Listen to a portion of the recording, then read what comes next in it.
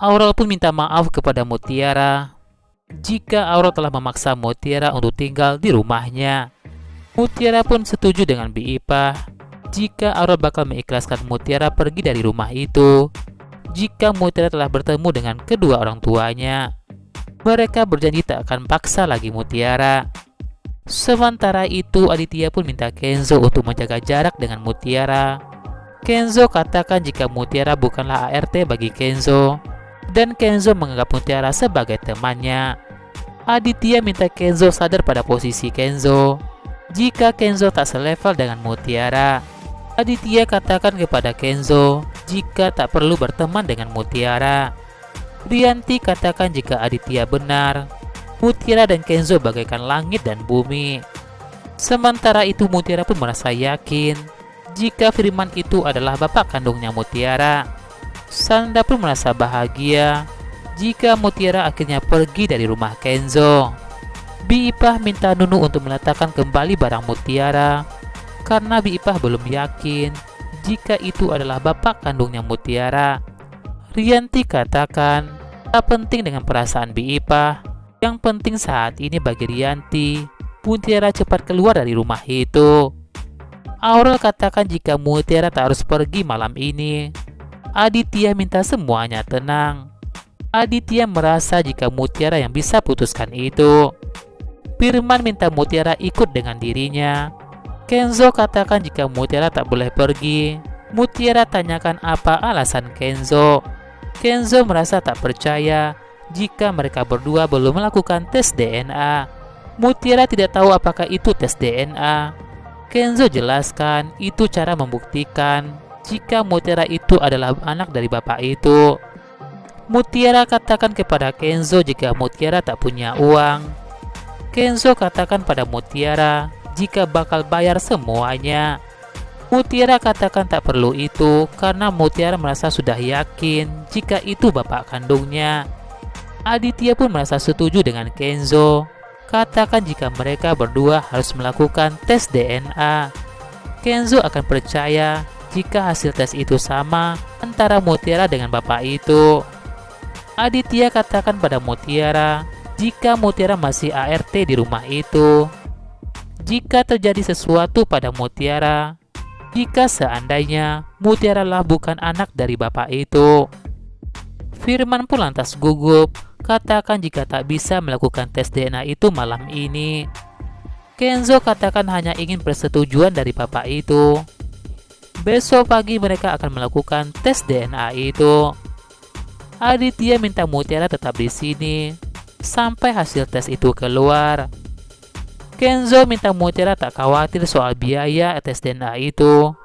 Kenzo bakal mengurus semuanya. Sanda pun berkata kepada Mutiara, jika Mutiara bisa, Mutiara harus yakin jika Mutiara bakal bertemu kembali dengan bapak kandungnya. Mutiara pun lantas keluar mengajar Firman. Mutiara pun lantas memeluk bapak kandungnya itu. Mutiara berkata kepada bapaknya agar bapaknya berjanji tidak lagi meninggalkan Mutiara lagi. Mutiara katakan tak punya siapa-siapa lagi. Firman pun berjanji kepada Mutiara jika Firman tak akan menghilang lagi. Kenzo pun minta Firman untuk memberikan nomor HP-nya jika ada apa-apa. Kenzo bisa menghubungi Firman. Firman pun lantas izin pulang kepada Mutiara. Mutiara pun kembali memeluk ayah kandungnya itu. Sandra pun merasa senang jika Mutiara bisa ketemu dengan bapak kandungnya. Sandra pun lantas pamit kepada Aditya. Sandra katakan jika semua gara-gara Firman, karena Firman sempat gugup. Tanda takut jika mereka curiga kepada Firman. Sandra pun lantas mengajak Firman untuk ketemuan. Nunu pun berikan barangnya kepada Mutiara. Nunu katakan kenapa harus tes DNA? Apa ini akalan Mutiara saja? Kenzo pun katakan kepada Nunu jika ini perintah dari papanya. Mutiara katakan sudah senang bertemu dengan bapak kandungnya. Namun sekarang Mutiara tak dibolehin pergi bersama dengan bapak kandungnya dan harus menunggu tes DNA itu. Nono pun lantas melempar tas Mutiara. Ketika tas itu jatuh, kalung kerang dan foto Mutiara pun terjatuh di lantai itu. Saat itu Bi Ipah ingin membantu Mutiara, namun Mutiara lebih duluan dari Bi Ipah. Aditya pun minta mereka semua untuk bubar. Sementara itu Kenzo kelihatan sedih jika Mutiara pergi dari rumah itu. Sementara itu Aditya pun lantas panik ketika Aditya tidak menemukan dompetnya di rumahnya. Aditya lupa menaruh dompet itu. Rianti tanyakan kepada Aditya apakah Mutiara sudah pulang. Rianti pun lantas kaget mengetahui jika ternyata Mutiara harus tes DNA dulu, padahal Mutiara tidak punya uang. Aditya katakan jika itu bukanlah uang Rianti. Rianti tak berhak protes jika Aditya menggunakan uang itu untuk tes DNA. Rianti pun merasa heran kenapa Aditya peduli sekali dengan Mutiara, padahal Mutiara hanyalah ART di rumah mereka. Sandra dan Firman pun bertemu. Sandra pun lantas marah kepada Firman. Melihat Firman ketakutan, Sandra takut jika rahasia mereka terbongkar. Firman katakan kepada Sandra, jika Firman takut tes DNA, Firman takut bakal ketahuan jika bukan bapak kandungnya Mutiara. Firman takut dipenjara. Firman ingin batalkan rencana mereka itu.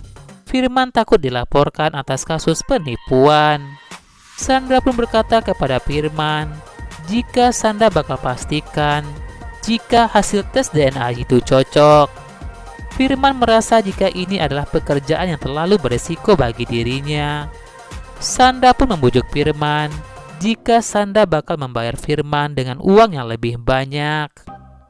Sementara itu Rianti menemui Mutiara. Rianti katakan pada Mutiara jika Mutiara telah memanfaatkan kebaikan keluarganya.